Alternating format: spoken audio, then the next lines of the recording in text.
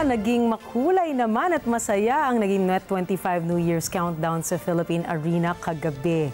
Nagpasaya din ang iba pang mga artista sa ginanap na New Year's Countdown. Ang naging highlight sa report ni Erlo Bringas.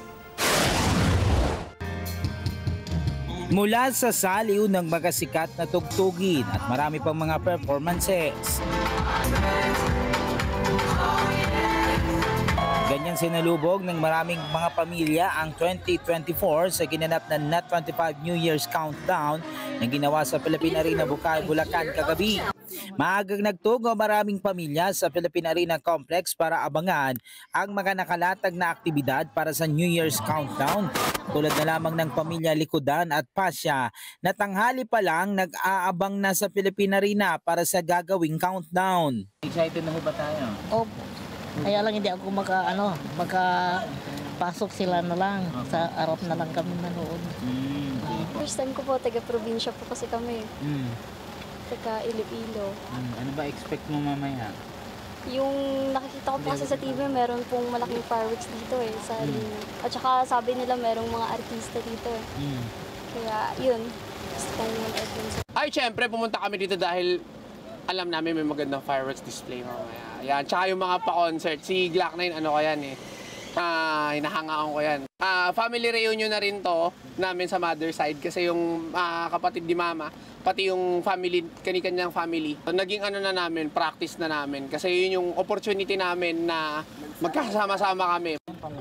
Si Mary Joy naman, kasama ang kanyang buong pamilya, maaga din nagtungo sa Philippine Arena, dala-dala pang kanyang baby para masaksihan ang New Year's Countdown. Masayang pagsalubong po ng bagong taon dito po sa Philippine Arena. Especially po yung fireworks, yung pinunta namin. Yee! Napakasaya po kahit na naulanan po kami.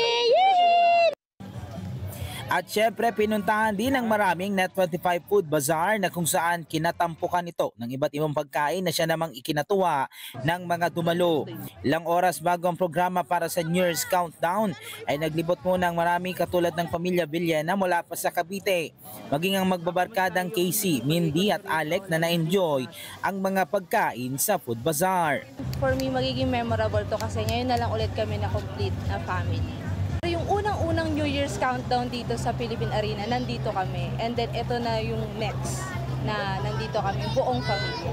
Mas marami ngayon na, kumbaga mas maraming ganap, mas maraming mapupuntahan. Kumbaga, nag-upgrade na siya. Ayun, nakakaaliw po yung mga nakikita namin sa paligid. Ayun, syempre po, yung pinaka-anihabangan namin, yung concert, ayun, yung mga banda. Tapos po yung raffle, ayun.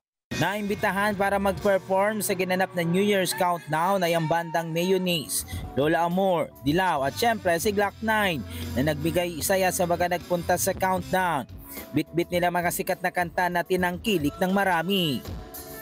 Ako palagi naman kami excited na nakakatugtog kami. Siguro pangatlong sunod na namin na New Year's Countdown para sa mga Net25.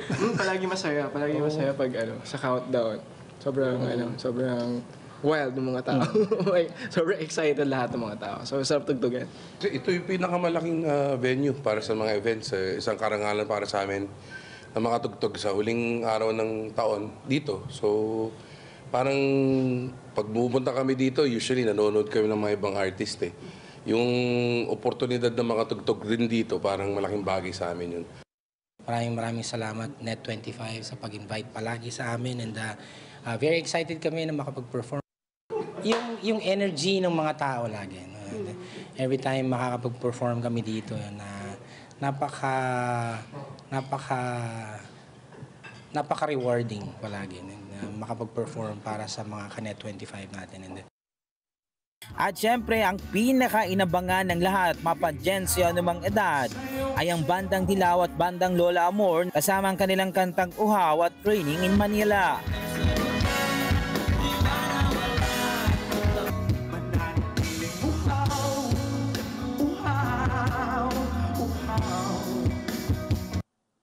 Matapos sa mga naging performances, ang main event ng gabi, ang fireworks display.